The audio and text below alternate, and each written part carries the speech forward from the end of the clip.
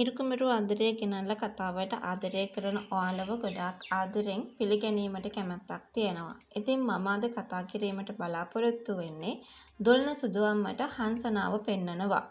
හැබැයි දිනෙත්පින් හිතන්නේ දුලනගේ පෙම්වතිය විදියට පෙන්නනවා කියලා. නමුත් ඒක නෙමෙයි ඇත්ත.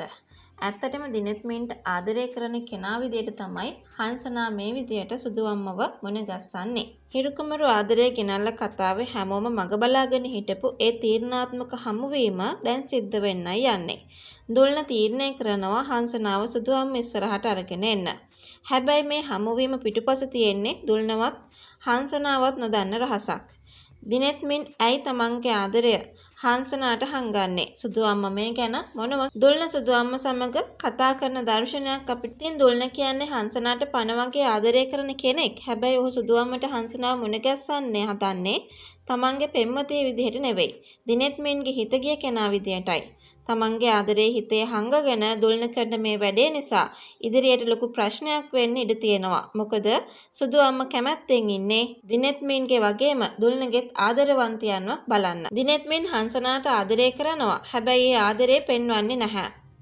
ඇත්තටම ඔහු කරන්නේ ආව ආරක්ෂා කරන එක. මේ කලා ඇතුළු පිරිස හංසනාට තමන් නිසා හානියක් කරයි කියලා බය නැසයි ඔහු තමන්ගේ ආදරය සංගවගෙන ඉන්නේ. මේ අතරතුර දුරන හංසනාට මේ ගැන කියද්දී දිනෙත්මින් හොරෙන් බලාගෙන ඉන්නවා. අපිට දැක් ගන්න ලැබෙයි. ඒ ඇස්වල තියෙන්නේ හංසනා ගැන තියෙන අපරිමිත ආදරය සහ බය පමණයි. ඇත්තටම හංසනාව දකින සුදුවම්මට මොනව හිතේද? ඇය හංසනාට ආශිර්වාද කළයිද? නැත්නම් මේ කලාගේ බලපෑම් මැද මේ හමුවීම අවුල් ජාලාවක් වෙයිද? දිනෙත්මින් තවදුරටත් නිහඬව ඉඳීද? නැත්නම් හංසනාව තමන්ගේ කරගන්න ඉදිරියට එයිද? ආදරය සහ ආරක්ෂාව අතර මැදි වුණු දිනෙත්මින්ගේ මේ රහස හෙළිවෙන දවස වැඩි ඈතක නෙවෙයි. ඔබ හිතන්නේ හංසනාට වඩාත් ගැළපෙන්නේ දුල්නද දිනෙත්මින්ද? ඔබේ අදහස අනිවාර්යෙන්ම මාත් එක්ක බෙදා ගන්න. හිරුකුමරු ආදරය ගෙනල්ලා කතාවේ ප්‍රේක්ෂකයින් මෙතෙක් කල් බලාපොරොත්තු නොවු ගැටුමක් දැන් ආරම්භ වෙන්න පුළුවන්.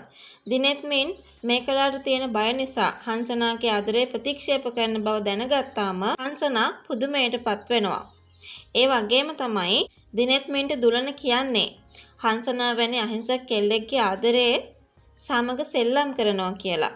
මේ කලාට බය උඹ ආදරය හංගලනම් ඒක ආදරයක් නෙවෙයි බයගුළුකමක්. දුල්නගේ වචන දිනෙත්මින්ගේ හදවතට වදිනවා. හංසනාව ආරක්ෂා කරන්න දිනෙත්මින් දරන උත්සාහය දුල්න දකින්නේ දුර්වලකමක් විදිහටයි.